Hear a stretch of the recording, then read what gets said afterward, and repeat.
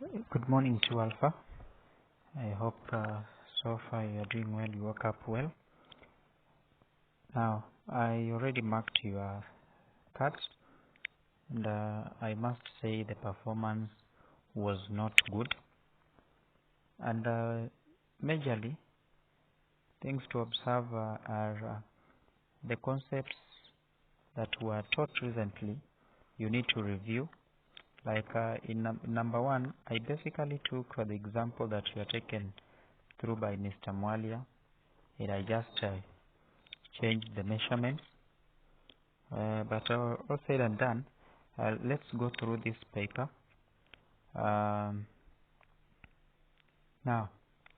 in this question, you are given a bucket. Now, this bucket, the top part is open, and the top part is the bigger circle, the circular part. Then you have the bottom, smaller circular part. Now, definitely, for you to have a bucket, we bring in the concept of a cone that I know you are taken through.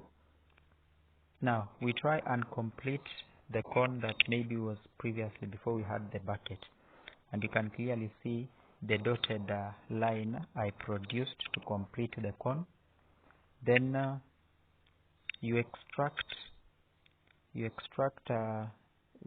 right angle triangle that now comes up. Then you have 28 centimeters, you have 7 centimeters. 28 centimeters is the radius of the bigger circular part. Then you have 7 centimeters, the radius of the smaller circular part. Now we try and relate these sides using similarity. You can clearly see from the right angle triangle I extracted, you can see two right angle triangles, the bigger one and the smaller one. So by virtue of similarity, we can relate the measurement of the larger right angle triangle will be x plus 45. The x I introduced x plus 45. Then you have 28 centimeters. Then the measurements from the smaller one are x centimeters and 7 centimeters. Now when you are relating, make sure, as you can clearly see, like we have x plus 45. Now the moment you've started with x plus 45, then when you will be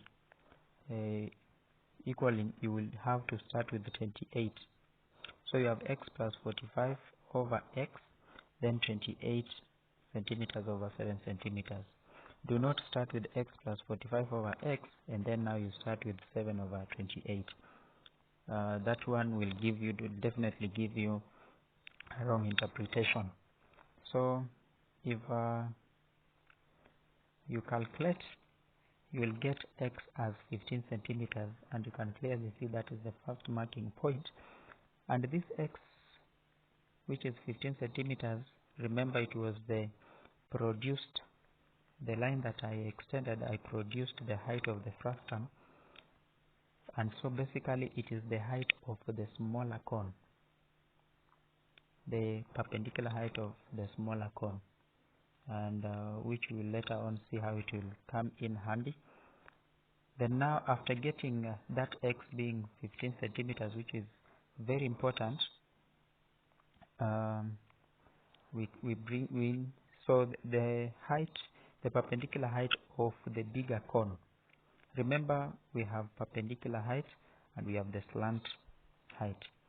Now, for me to get the slant height of the bigger cone, I need to have the perpendicular height of the bigger cone, which is 60, and 60 is coming from 15 centimeters we got, and then the 45 centimeters. So we have 60 squared plus 28 squared. We use Pythagoras theorem. When you get the square root, you will get 66, approximately 66.21 centimeters. That will be the slant height of the bigger cone. Then you need to get also the slant height of the smaller cone. remember the perpendicular height of the smaller cone is what we got as the value of x, 15 centimeters. Then as you can see, the right angle triangle that I extracted, the smaller one, which will represent the smaller cone, we have 15 squared plus 7 squared. Still we are using Pythagoras theorem. We get 16.55 centimeters for the slant height of the smaller cone. Now, after you've gotten that, you have two ways of approaching that. Remember the formula, this formula. So we are at the surface area of the bucket, but before that, up here we have the slant height of the bucket, which will give a representation of S. The slant height, you just take the slant height of the bigger cone, then subtract the slant height of the smaller cone. You'll have 66.21 minus 16.55. So the slant height of the bucket will be 49.66. After showing that, you simply come and substitute in this formula. Pi S. S is the slant height of the bucket, and you get it after calculating the slant height of the bigger cone, the slant height of the smaller cone, then subtract. Then into bracket the sum of the bigger radius and the smaller radius, then plus pi r squared. And you realize this r, pi r squared is the smaller r because it is the base. The base of the bucket is the smaller circle, so we use the smaller r.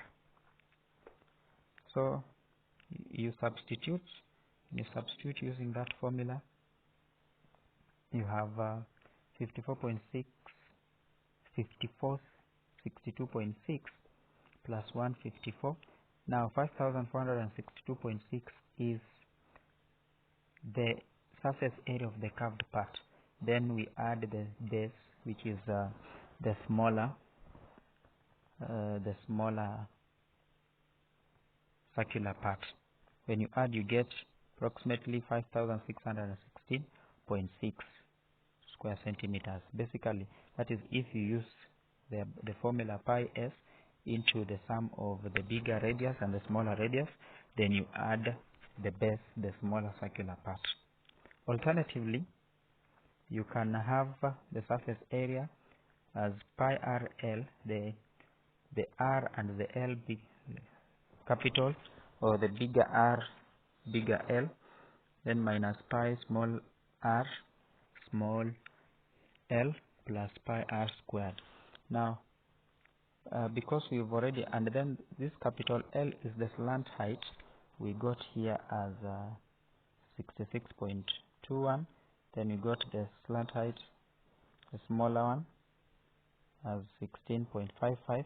So we simply substitute, and you can clearly see we have 5462.38.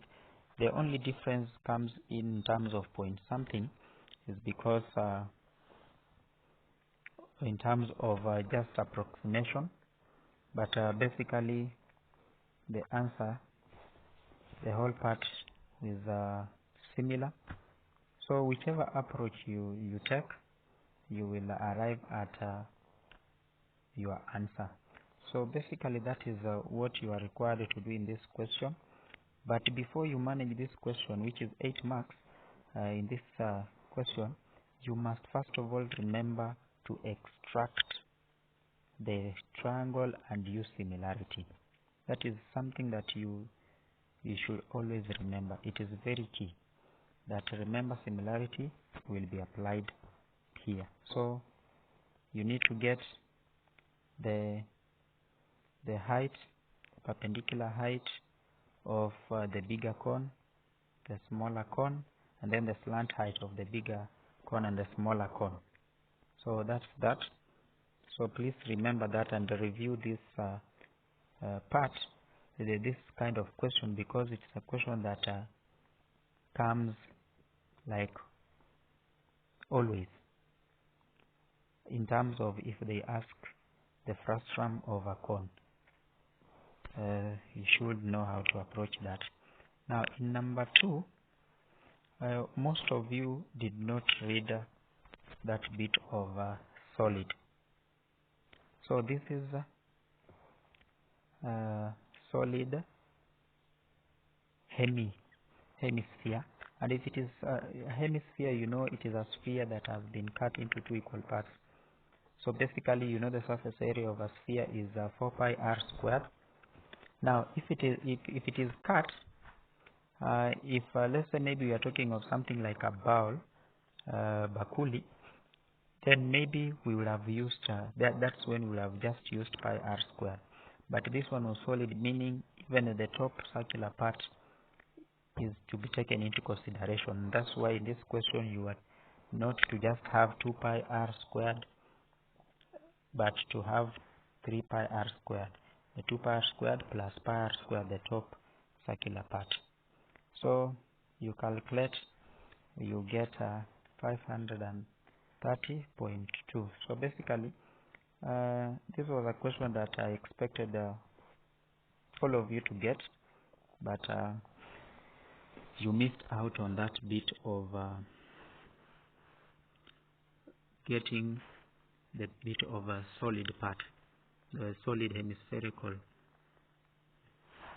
Now, number 3 is a question that was poorly performed, and being poorly performed, it is just because of the concept. Now, remember, it is talking of about a cone that is being slit to come up with a sector. Now, this is also something that I had mentioned. Now, if you have a sector and then you fold, you have a cone. You have a cone, you open it up, you have a sector. Now, there are basic things that you need to always remember when it comes to this. First, you have a sector. Sector has the radius, the angle, and then the arc length. You fold that sector to form a cone. The radius of the sector becomes the slant height of the cone. The arc length of the sector will form the circumference of the base of that particular cone. And as you can clearly see, we still have the cone. The cone is 6 centimeters high and it was 16 centimeters in diameter. So you need to have that to have 8 centimeters as radius. Now, using 6 centimeters and 8 centimeters, you need to get the slant height. You need to get the slant height of this cone. The slant height, you use Pythagoras theorem, 8 squared plus 6 squared, then get the square root. You have 10 centimeters. So whatever you have gotten as the slant height of the slant height of the cone will be the radius of the sector. Sorry, you check that it will be the radius of the sector and not the cone. Then the circumference of the base of the cone will be the arc length of the sector that now you'll form. So those are some of the fundamental issues that you need to remember when it comes to such questions. That given a cone, this cone is to be slit to go back to a sector, it is important to note that the slant height of this cone will be the radius of the sector. Then the circumference of the base will be same as arc length of the sector. So for you to get the arc length, we simply say circumference of base pi d. So we have 3.142 times 16. Up to here, some of you are able to interpret the bit of 50.27, which was good, but you missed out on the bit of the slant height and the radius of the sector. So after you've gotten the arc length as 50.272 centimeters, then we are saying that arc length. So we now apply the formula for getting the arc length of a sector. The arc length of a sector, you just know it is theta over 360 degrees pi d or 2 pi r. So and this d is the slant height times 2, or the radius of the sector, which is now 10 centimeters times 2. So arc length, we have already gotten it up here as 50.272. So we substitute 50.27. I've used for significant figures is equals to theta over 360, and remember theta is what we are interested in, times 3.142 times 20. You make theta the subject. Making something subject means theta remains on one side, and then the rest of the information that maybe we don't need us to be part of the theta be on the other side. So when you get this is 288 degrees. But remember, the question required you to give to one significant figure, so it will be 300 degrees. So this is also a question that you should play back if you have not understood the explanation to really get what was required in this question. And in case of anything, you can always ask. Now the last number,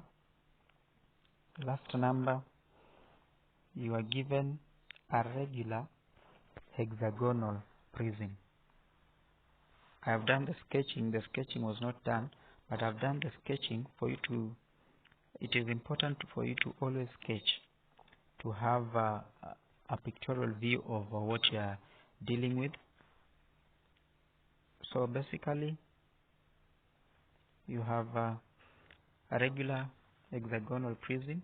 Regular hexagonal prism meaning the cross section of this particular prism is a hexagon, and you are given that the hexagon is 4 centimeters side, cross section 4 meters, and then the prism is 3 meters in terms of length.